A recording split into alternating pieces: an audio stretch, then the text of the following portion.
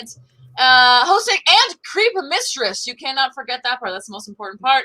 And with me, as always, is my friend and yours, Benjamin Scoria. Ben! I was going to say, I didn't know what to call you if you didn't introduce yourself as Creep Mistress. I was like, is this a test? Do I not address her in the correct manner? I've changed my name. It is now Crap Mistress. Oh, no, I won't say that. That is a trap. It's a trap. It's a trap. No, I'm not going to say trap mistress. Yes, exactly. Ben. Yes. Happy Friday the 13th. Tune in, says David. Friday the 13th. We've technically made it. I That's suppose. True. It's technically the 14th. It's got, but man, tonight was weird. So I'm not surprised it's the 13th. Well, that was my first question was going to be, how was your day? Were you particularly unlucky in any way today?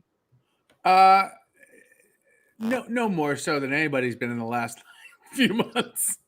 You know, we're riding a real losing streak as a country. So as a world. As a world. Today did nothing to turn that around. It wasn't a good day, but it wasn't a bad day. Nothing out of the ordinary happened. How about yourself? For me, it wasn't a bad day. Yeah, it was a little bit odd at work. You know, it was a little odd. Things kind of kept happening, just weird. More like a full moon than Friday the 13th. Mm-hmm. You know what I mean? I do, yeah. So there's that. How about, Julia? I can't remember who it was. One of my friends, and perhaps yours as well. I'm not lying when I say I can't remember. Had a post that said, I stopped working. My last day of work before, in office work, was Friday the 13th. 2020, whatever year, and my first day back in the office is Friday the 13th. Oh. And I was like, that's creepy. That is creepy. I like that, though. The last one was, yeah. I'm trying to figure out what the shadow on my face is. I think it's my eyelashes. Okay, it's a mystery. It's creepy. What about all of you in Twitch land? If you're out there, David, I know you're here. Other than losing Judith to the internet, have you experienced anything particularly unlucky today? It's more shorty than creepy. I prefer shorty to shitty, so that's what we're gonna go with. I'm having a shorty day. Yeah. In that you want it to be smaller. I wish this was man, I'm having a shorty day. I'm having Couldn't be over soon enough. Woo.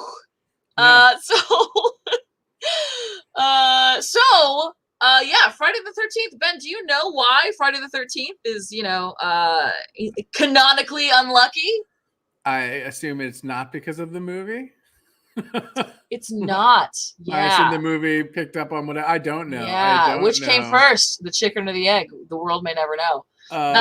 Is it a church thing? Let me guess. I don't know. I have no idea. So here's the thing. 13 and Friday have both on their own been seen as unlucky for quite some time. Some of it's like a church thing. Apparently, there's a Norse mythology thing about 13. There was 12 gods who got together, and then Loki showed up, and he was number 13, and he tricked some guy into killing his own father or his son or something like that. But then, of course, 13, Judas was the 13th person at the Last Supper. He's the one who ended up betraying Jesus, right? And there's some other stuff. I was gonna say there's a lot of the 12 lobby is real strong. You know what I mean? A lot of stuff is broken up into 12s, minutes, hours, months. Yeah. And so maybe they're slightly 13, right? They're that's also another thing I saw. It was 12 is so nice, so nicely divisible. It's divisible by 1, 2, 3, 4, 6, whatever. 13's fuck you, I'm not divisible by anything. Exactly. And then Friday, also Good Friday, right? Jesus fucking died on Good Friday, right? Not very canonically good. unlucky. Weird. Yeah. And then I guess in the 19th century is when people started putting the two together and decided that Friday the 13th was unlucky. Jay Cashin says, I heard in the Middle Ages there was some service where if you were going to have a party and you could only wrangle up 13 total guests, you could get the service to have a 14th person. Because they didn't want gatherings to have 13 people. I love that. It could be. I love that, Jess. That could definitely be the truth. I It's will kind of like say, the 13th floor. Have you ever been in a building? The building I grew up in had no 13th floor. Like so it was funny. It did have a 13th floor, like there was a floor marked 13, but if you counted up, the 13th floor was really the 12th floor. They just like skipped a floor. Like they went like 1, 2, 4, 5, 6, 7, and they skipped it lower because I guess it's easier to fudge it low. It looks weird if you there was a 13th floor, but it wasn't the 13th floor in our building. It was so weird. Interesting. Yeah, but a bunch of buildings in New York didn't have a 13th floor like where I grew up in Manhattan. You know, I really wanted the building that I worked in Chicago to not have a 13th floor, but it did. Actually, the best bathrooms were on the 13th floor. I worked on the 15th floor. Anyway, and then in like the early 1900s, I can't remember exactly what year. Oh my God. Wait, now I got to look. I got to look it up because it might be, it actually might be relevant to something else. So hold on. Let me just find out real quick. Ben, vamp. I will say this. I don't know if anybody's ever read the book 1408. It was also a movie. It's a Stephen King short story. And then they made it into a movie with John Cusack, and he plays a ghost hunter who wants to stay in this haunted hotel room. That's room 1408. Yes. And the movie's not very good. The short story is terrifying, and 1408 add up to 13. I didn't. One of the things about that. So like that's one of the hidden numerology things about that. Not really hidden. It's 1, right there. 4, and 8. Yeah. Wow. Okay. Yeah. The year this book was published actually turned out to not be a big thing. So anyway, in 1907, some guy published a book called Friday the 13th, in which someone took advantage of that date to crash the stock market. And that is where Friday the 13th really became popularized. So it's bullshit, pretty much, is what I'm saying. Yeah. But although the day may be fraught with all sorts of mythos around it, from pulling pieces from all sorts of ancient things, that doesn't mean that people themselves aren't unlucky sometimes. In fact, some people are super unlucky. Yeah.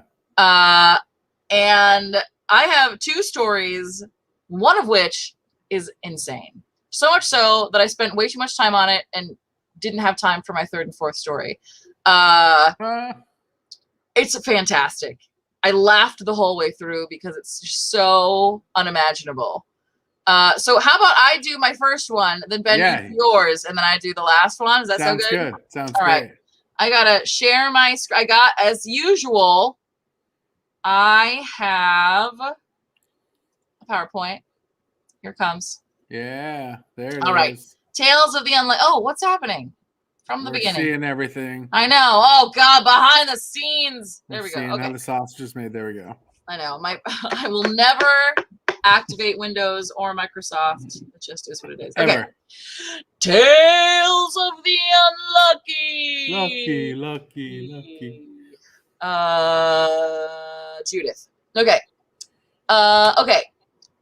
Anne Hodges. Okay.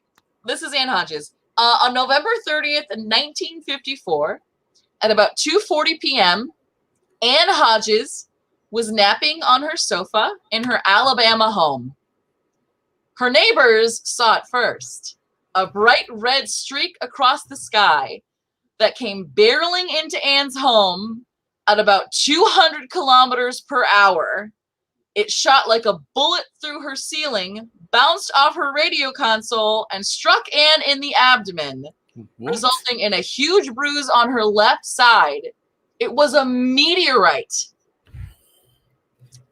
A meteorite. Look, this is her before the meteorite. This is her after.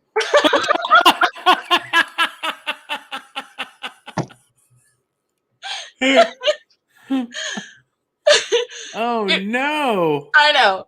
It weighed 8.5 pounds and was roughly 4.5 billion years old.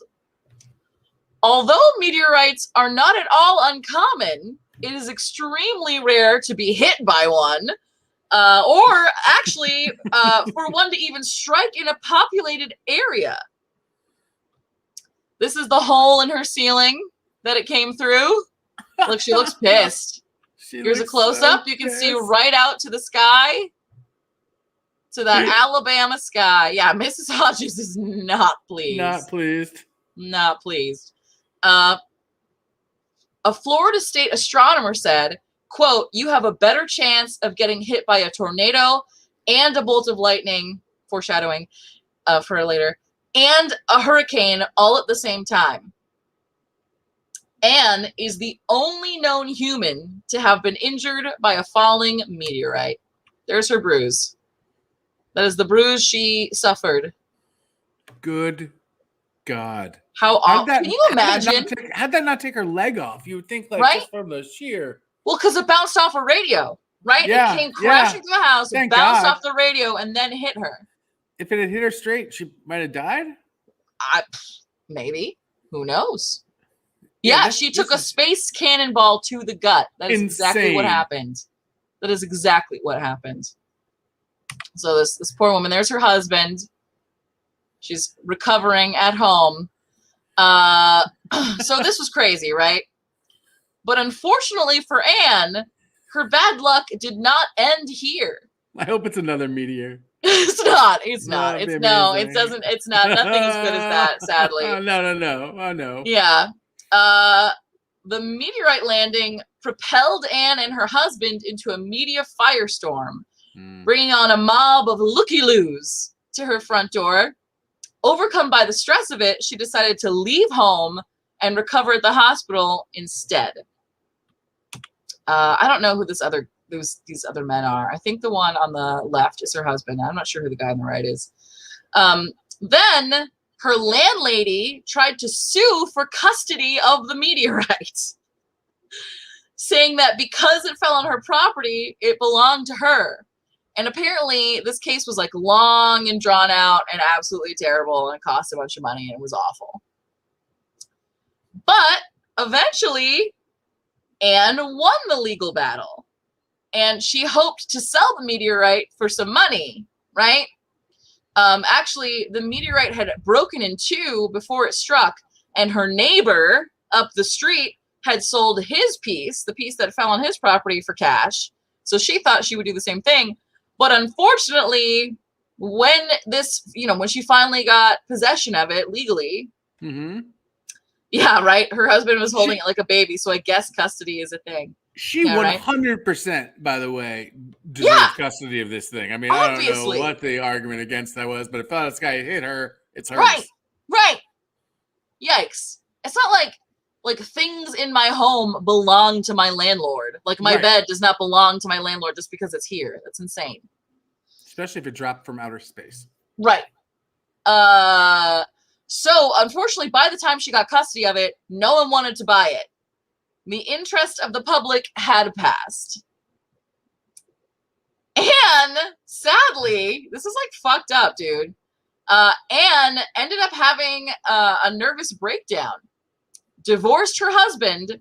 Aww. She ended up in a nursing home where she died at the age of 52. Poor Anne. Anne's piece of the meteorite, called the Sylacauga, or more commonly known as the Hodges meteorite, is on display at the Alabama Museum of Natural History, and her neighbor's piece is at the Smithsonian's National Museum of Natural History. So if you want to see them, you can. Look, I'm not advocating for crime, but we need to go take that meteor. We need to take it and do something with it because it's kind of cursed, I think. We're going to steal the Declaration of Independence. I mean, the meteorite. Declaration of Independence will be way harder, I think, than getting into the Alabama Museum of Art. I know, right? I know. Yikes. So that is the very unlucky story of Anne Hodges, hit by a meteorite, never made any money off of it, and ended up dying alone at 52 in a nursing home. Very sad. That's an insane story. That's an insane story. And that's just a taste. That's just a little taste of what I've got coming later. A little taste. So if that was a little taste, I'll do the mid-course here.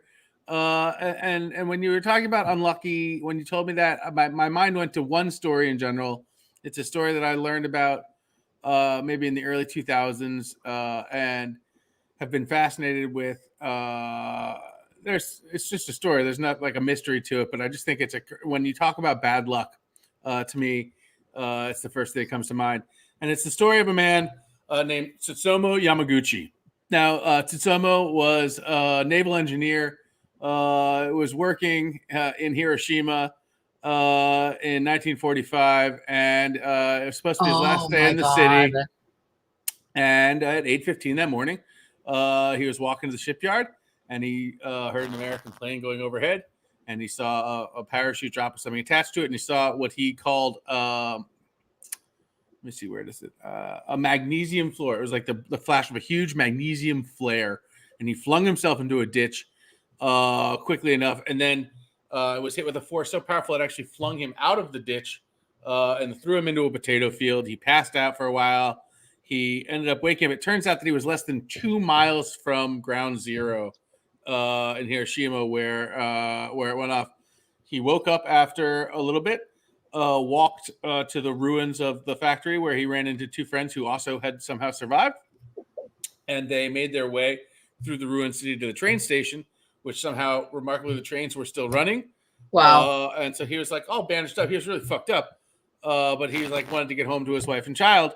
So he in Nagasaki, we boarded a train, an overnight train to Nagasaki. Oh no! Yep. And he got into Nagasaki the next morning, and 16 hours, after the explosion, Harry Truman told people like that there was another one, and then he arrived in Nagasaki on August 8th and got bandaged up there.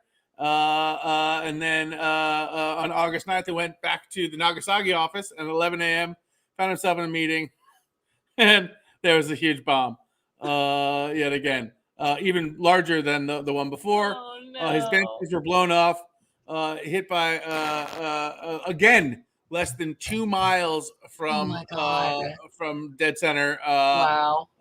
And somehow he'd managed to survive. Now, the awesome thing about this story and what makes it less ghoulish, even though it's pretty fucking ghoulish, and yes, as Abolish Senate says, there are a handful of people who lived through both of these attacks. And I guess the Japanese have a word for it. And while it's a ghoulish story, there's a happy ending about this, at least, is his wife and his child both survived. And although he had really bad radiation poisoning, he actually survived. Got better, and ended up coming to America in the early 2000s and talking about it. And that's where I first learned about it, I think, when he was coming to New York. And then he died in 2009 at the age of 93. Oh, good. Yeah. Good for him. So, like, imagine living through the two most horrific attacks on people in one instance ever, and then living through both of them and living the rest of your life, and that's wild amount of guilt that must come with that, but also right, what a weird mixed bag that would be. But when I think of bad luck, and the funny thing about this is you tell all these stories, right, the other side of bad luck is good luck, right? And I guess, right. He did not die, and this woman who got hit by the meteor, she eventually died, but she didn't die at the time. Right, could have hit her in the head. Could have hit her in the head, boom, instantly. Right, but yeah, Tsutomu Yamaguchi, I think, is the most unlucky person of who I know. Yeah, and that's fucking the story. Wild. Yeah. So did you know this? That Nagasaki was not the intended target that day. That I forget what city it was, but they wanted to hit a different city. And the winds were too bad, right? Well, I think it was cloud cover. Cloud cover, yeah. Yeah, it was cloud cover. They decided Kokura. They couldn't drop the bomb, so they went to their secondary target, which was Nagasaki. I mean, yeah. Yet another amazing coincidence that this guy had right. It's like, right? Too bad he didn't live in Kokura. I mean, Fucking rather A. too bad. Too bad indeed. Yeah. So yeah, that's my story. That's the mid course. Jess, what have you got for the main course? Abosh says the funny thing is if you look up Kokura, you find very little about it because they merged into another city. And I wonder if that near miss is related to that. They're like, yeah, we're good. Yeah, right? Like, we need some protection. We're just going to become part of these guys. Yeah, right? It'll stick out. Yeah, that's crazy. Yeah. So it's interesting that you have brought up, the fact that sometimes good luck is also bad luck, right? That, like, sometimes they're two sides of the same coin. Mm-hmm. Because I would say that is definitely true for my next victim. Not my victim, life's next, the universe's next victim. Your so next victim. You want to throw that PowerPoint back up there? I sure do. This is Roy Sullivan. Roy Sullivan was struck by lightning not once, not twice, but 7 times and lived. I'm sorry? 7 times. And I shall weave you the tale of all 7 times. All right. Roy Sullivan was a park ranger. He was born in 1912. He joined the Park Service in 1940, and he worked for the Shenandoah National Park in Virginia. And between 1942 and 1977, he was struck by lightning 7 times. The first time was in April of 1942. Oh, hold on. There we go. Oh boy, nothing's working. I'm trying to use my WASD to like change things. Okay. So the first time was in April of 1942. He was taking shelter from a thunderstorm in this fire lookout. Actually, it was this one that had just been outfitted with a brand new lightning rod. Was he a flagpole installer? Yeah, no, he's electric. It's true. Yeah. Oh my god. Boogie woogie woogie. So it had just been outfitted with a brand new lightning rod. It was struck 7 or 8 times, and eventually the tower caught fire. Roy said that, quote, fire was jumping all over the place. Roy ran out of the building to escape the fire and was struck by a bolt of lightning. It burned a 1/2-inch strip of flesh down his right leg and exited into the ground through his toe, where it destroyed his toenail and burned a hole through his boot.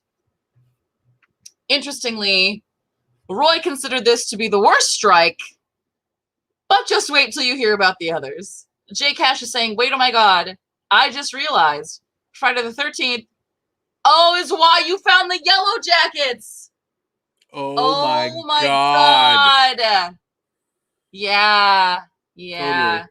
So for all of any of you who don't know what's going on, Jay Cash had some exterminators come to destroy some wasps' nests around her house today, and the ones that were escaping made their way into her bedroom through the screen window.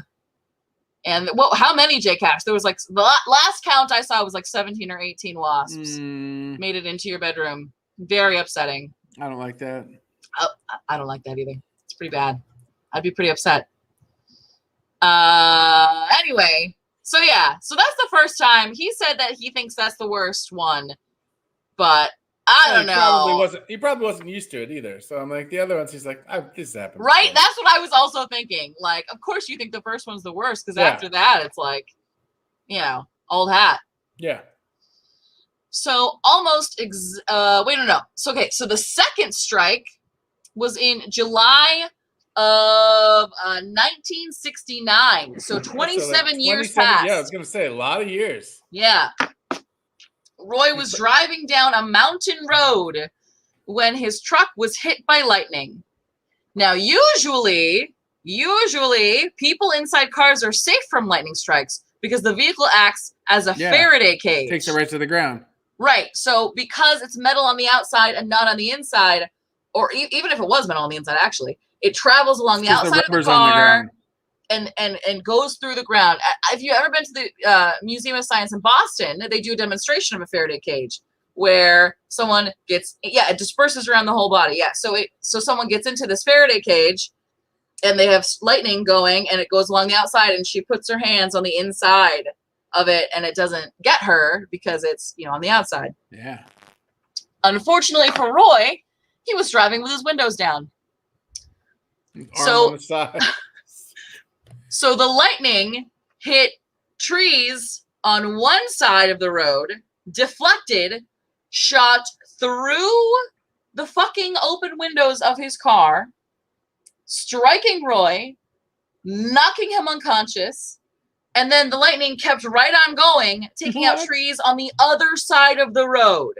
So it took down 2 trees on one side, goes through the car, gets Roy, goes on the other side of the car and takes down another tree. Yeah, so two questions. One, Abolish Senate wants to know, where are we? Where are these events taking place? So most of these happen in Shenandoah National Park, and the other ones happen outside. Yeah, in Virginia, outside. Yes. And my question is this an actual picture of that? It is not. This is just a picture of lightning striking a vehicle. Is this the one that got hit there? There's a video going around online of a car that got struck by lightning like a couple weeks ago, and it's terrifying. I don't know. All 4 tires pop immediately. Just you watch the car sink down. Yikes. Creepy. Everybody look it up. Anyway. I don't know, but I needed a picture of a vehicle getting struck by lightning, so this was the one I chose. It's fantastic. So Roy's unconscious, right? His eyebrows and eyelashes were burned clean off, and his hair caught on fire. But the first one was the worst one. Yeah, right? His hair caught on fire, not for the last time. This is a running joke for me, personally. It's a running joke throughout the story. His hair keeps catching on fire. The truck kept rolling until it finally slowed to a stop mere yards from a cliff edge. So that's lucky. Could have gone right into the cliff. Right off the edge. But it didn't. Okay. Go ahead. No. This is just a bonkers. Mm-hmm. As we go on, it gets more and more bonkers. It's insane. I'm sure. It's insane. Okay. So the third time, almost exactly a year later, Roy was struck in his own front yard when lightning hit a nearby transformer and then jumped to his left shoulder, leaving him with a nasty burn. Whoa. Look at this. Look at that. That thing looks like a tree. That's Roy right there. Yeah, that's what it always looks like. It's like fractally. Yeah. Right? It's a fractal. It's fucking wild. He should get that tattooed. I'm just saying. Well, it already is. It's never going to go away. That's true. Then, in April of 1972, Roy was working in a ranger station in the park. I don't know if this is the ranger station, but this is a visitor center. It's not the ranger station.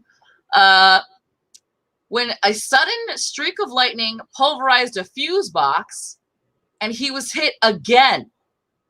Again, it lit his hair on fire. What? And he tried to smother it with his jacket. That didn't work, so he ran into the bathroom, but couldn't fit his head under the faucet. So he had to wet paper towels and put it out with those instead. What? He told a Washington Post reporter, quote, "The fire was bouncing around inside the station, and when my ears stopped ringing, I heard something sizzling. It was my hair on fire." End quote. This is when he started believing he was cursed, or that he was somehow. Right? Yeah. After the 4th time, this is when he was like, something's up. Yeah, he should have started shaving his head, right? I do wonder, and I know there's time for this later. Ash, go on. Okay. So he started believing he was cursed, or that, he was magnetic to these storms somehow.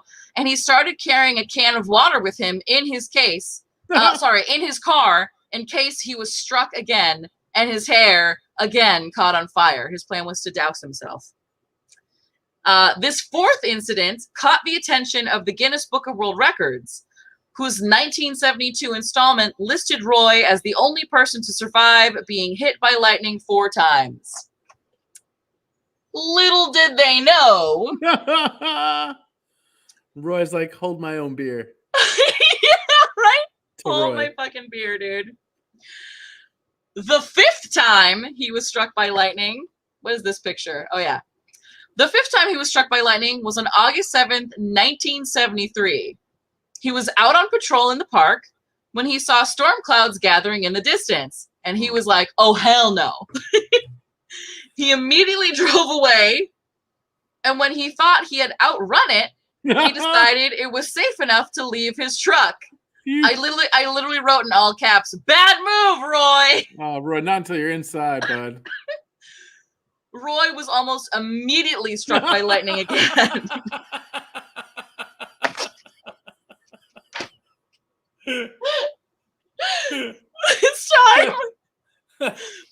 This time, he actually saw the bolt come out of the cloud and hit him. Oh my God. The lightning hit him on his left side this time, striking him in the arm, moving down his leg, and knocking his shoe right off. He said it knocked his shoe off even though the laces were still done. Yeah, bad move, Roy, is the movie made. Bad move, Roy. Oh my Why God. has there not been a movie made about this? Yeah, right? I like the implication that Abolish the Senate came up with, is that are there a few people who died the 4th time? That's what it Right? sounds like. That's what that implies. That's what it sounds like. Roy was still conscious, so he dragged his sorry ass back to the truck to get his can of water so that he could put on his hair, which was again on fire.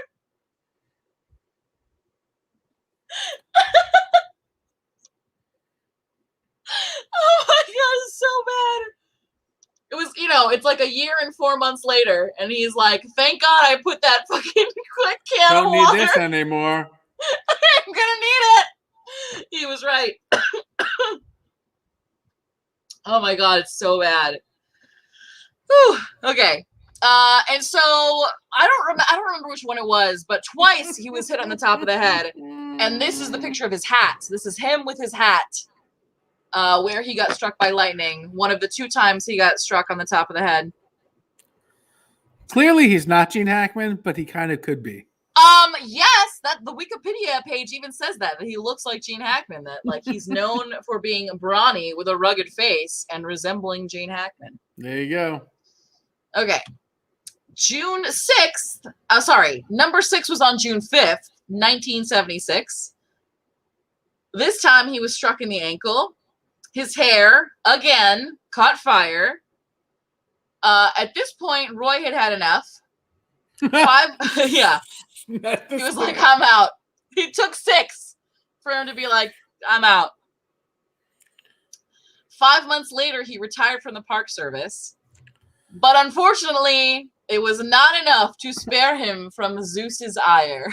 I will also say this. The fact that he has not shaved his head by this point is insane to me. I know. He's like, no, it's just going to keep lighting on fire. That's fine. Poor man. He's 61 years old in this picture. Look, you can see where it exited, where it entered and exited on his leg and through his foot again. Just like, oh my God, this poor man. Okay. The 7th and final time Roy was struck was on Saturday, June 25th, 1977. So just barely a year after this one. And 55 years after the first one. He was trying to relax by going for a nice fishing excursion at a freshwater pool when he was struck by lightning in the top of his head. He was fishing in a pool. Yes. Well, not a pool. You know what I mean? A pond. No, whatever. Wikipedia said pool. Well, I wasn't sure because he was going outside. He's like, I'm going to Who knows? Right? Who knows? Whatever. Okay. So, yes, it did set his hair on fire again. It burned his chest and his stomach. Fortunately, his hair didn't burn for long because he was knocked into the water. But he did lose his hearing in one ear, and the strike had burned holes into his shirt and underwear. But again, the first one was the worst one. Right. But wait, just wait. I can't even with this next part. But that wasn't the end of this particular incident. As Roy went to return to his vehicle, a fucking bear approached and stole his lunch as well as 3 trout from his fishing line, which he managed to fucking haul back with him to shore to get to his vehicle. Roy decided he was a bad bitch and hit the bear with a stick until it retreated. He claimed that this was the 22nd time in his career, in his life, that he had hit a bear with a stick. Oh, man.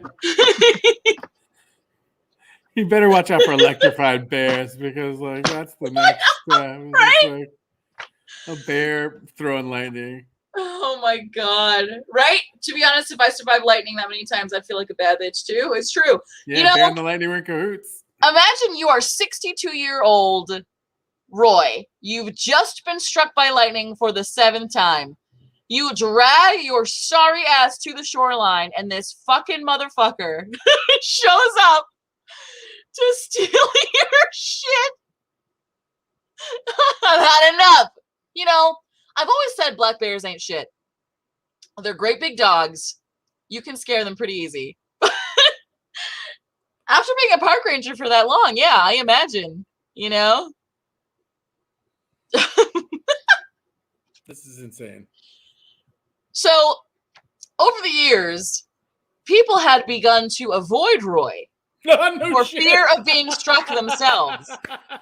So there was a time that they were fighting a fire, and Roy like told the other people, like, if you hear thunder, you need to get away from me. He also recalled that one time he was walking with the chief ranger when lightning struck in the distance, and the chief ranger told him, "I'll see you later." He was like, "I'm out. I know about you. I want nothing to do with know this. about you." Even Roy's poor wife, Pat, was struck by lightning once. They were hanging laundry out in the yard. I think this was after the 4th time or the 3rd time. Maybe it was either between the 3rd and the 4th or the 4th and the 5th. When a storm suddenly gathered, although Roy was helping her at the time, he managed to escape that ordeal unscathed. The odds of being struck by lightning for the average person are about 1 in 10,000. That's actually way lower than I thought it was. Yeah, right? Be. But the odds of being struck 7 times is about 1 in 22 septillion. That's like a shit ton of zeros. Yeah. Although Roy... Jay Cashin's like, they'd want to hang out with Roy because they know the lightning would hit them and not Jess. It's the safest place to be. Right? Oh my gosh. It's so ridiculous.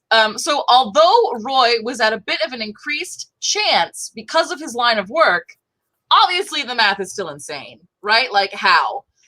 And so while I was doing the research for this, I also started to come across other stories of other people who've been hit by lightning like a ridiculous amount of times. And Roy even said like, he said like, maybe there's something about me, like minerals or something about my body that attracts lightning. So after he retired, when he retired, they had like a mobile home, and he put lightning rods up everywhere. He had one at all 4 corners of his house. He had them like in the trees around the house. It didn't matter. Got him on the pond. Didn't matter. That's amazing. Yeah, insane. Roy appeared on a quiz show called To Tell the Truth in the 70s, and an episode of That's Incredible in the 80s.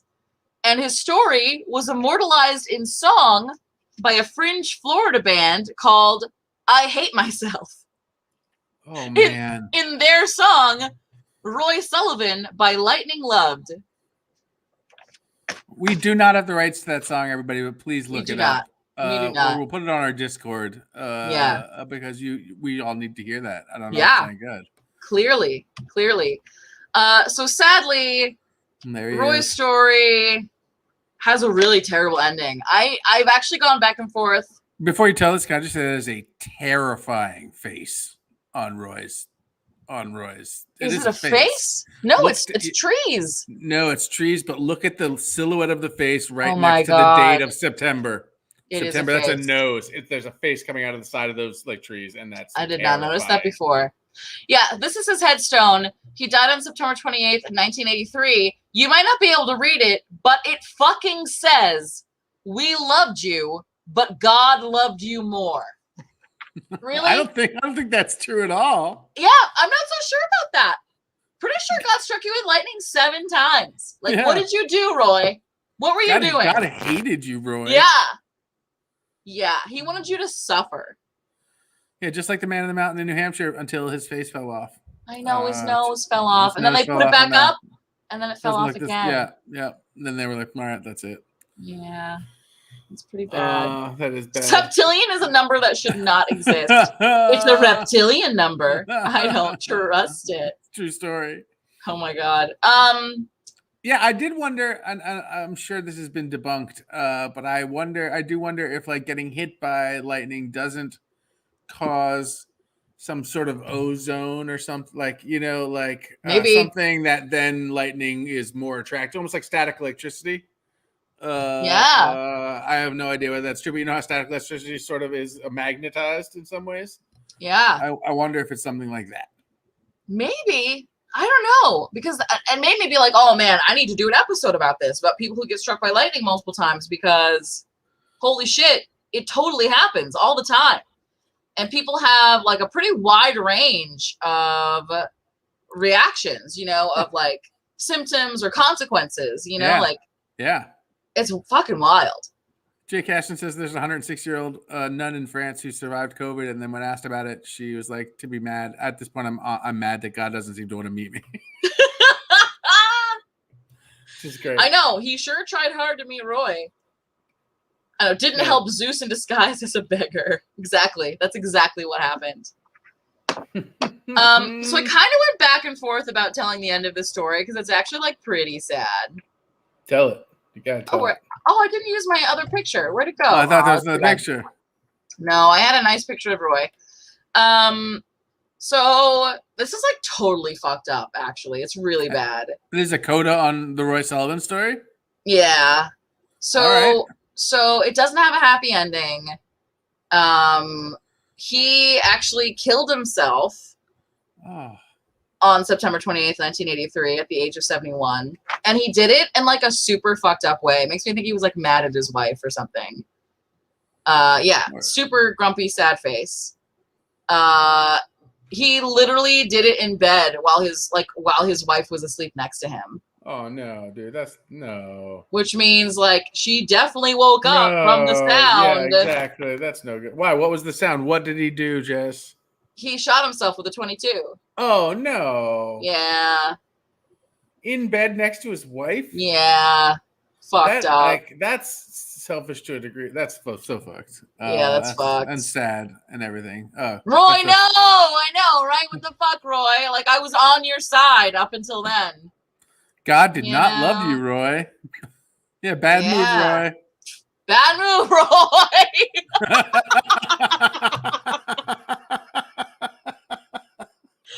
Oh my god. We need to have like a dark humor like disclaimer on the beginning of this show, because like holy shit. That face is freaking me out so much. Yeah. It is there, right? Like, and it almost looks like it's vomiting or spitting something out of its mouth. I don't maybe could be. I don't know. I'm getting too into it now.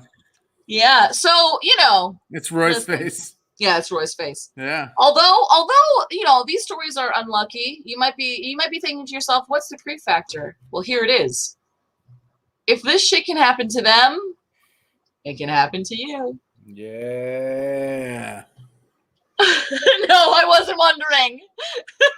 Says Jake Gash. Well, we'll just remind you, Jake Gash, it could happen to you at any time.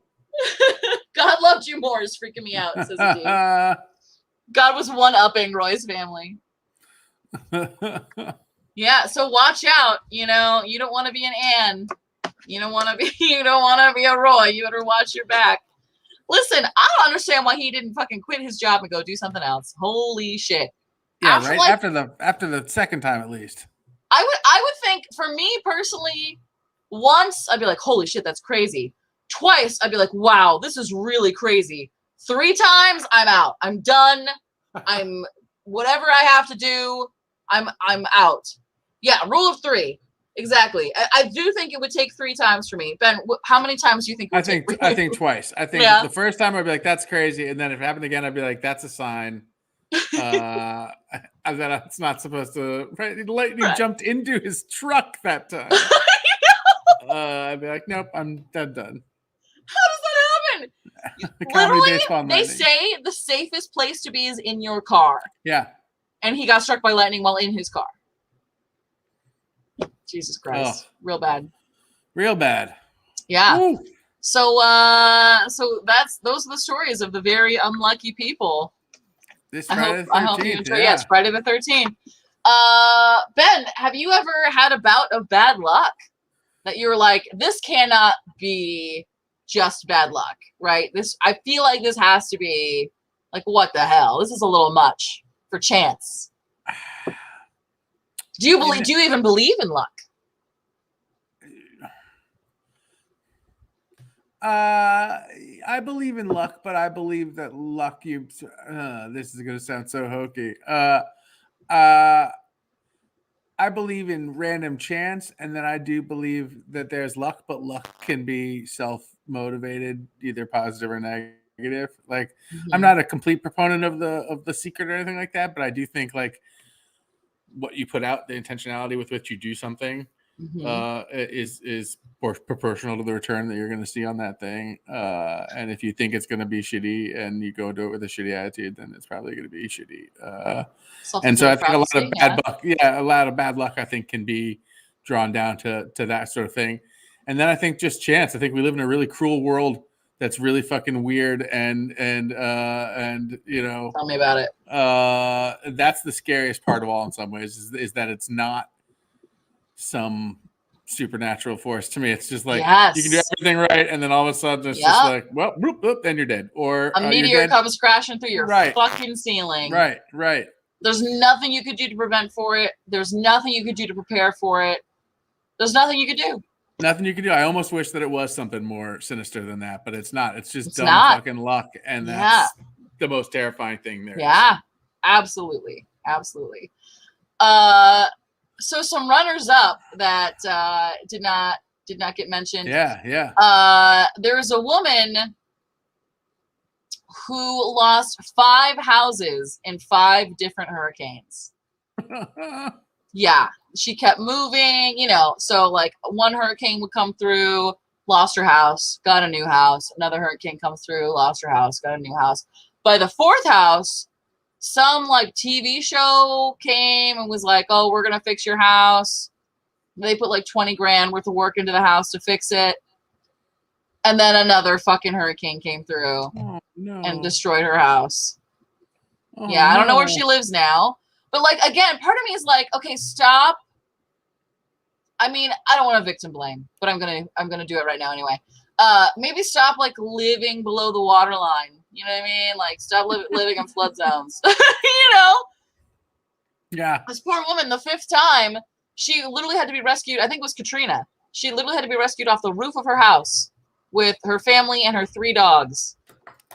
Insane. Yeah. Insane. How does that happen?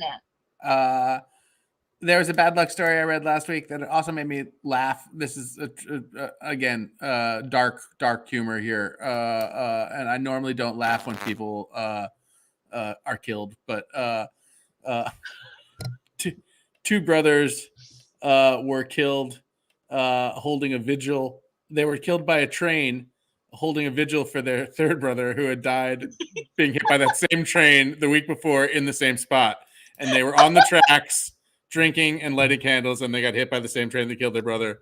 And I'm like, that's hilarious objectively. Like, it's really sad. Like, a family lost 3 brothers, so it's not funny, but it's also like, that's Darwin at its doing its work, right? Like, wow. Yeah. The state of Florida should make her its mascot. Yeah. They should. Yikes. Oh, Yikes man. On bikes. Yeah. Wild. Good stuff. Yeah, they put that out in the world. Yeah, they put that out into the world. Seriously. Like I said, Oh, dumb my luck. Lanta. Dumb luck is the worst. That was awesome. Tell the folks what we got coming up in a couple weeks. Yes. Okay. So today obviously was the 13th, and now it is the 14th. But on the 27th, there will be another episode of the Midnight Creepout featuring you and me. And I don't know what we're gonna do. We could do crop circles. We could do simulation theory. We could do cattle mutilation. All Any kinds thoughts of stuff out there? Yeah, any thoughts out there from the peanut gallery? Let us Yeah. know what you want. We'll figure something fun out. Yeah, let me know what you wanna hear. Put it on the Discord. Put it on the 2MB page. Put it on, whatever. Let me know. Send me a TV votes for cattle mutilation. It's very weird. As far as I know, I haven't done a whole lot of research. One of the sad things about the show, though, is that I do a lot of deep research into stuff that I'm interested in, and then it turns out it's not as cool as I thought it was. I'm like, oh, you guys, I gotta show you something. Oh. My best friend made me a pillow. This is a 6-month belated birthday present. But she made me this pillow. It's the Phoenix Lights from episode 1 of the Midnight Creepout, and it says, "I be leaving." I be leaving. Right, I'm out. So good. I be leaving. How fun is that? That's so Very fun. good. That's it is. great. That's great. Oh my gosh. So besides the Midnight Creepout, Ben, where can our viewers find you? Yeah. Tuesday nights I host a show called What's Going On. It's a weekly roundtable, just getting some of my favorite people together, and we just talk about whatever. That's Tuesdays at 9.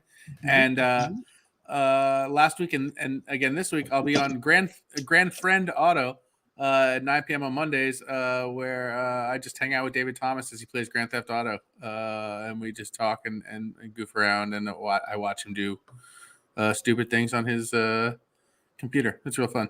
What about you, Jess? Where can people see you?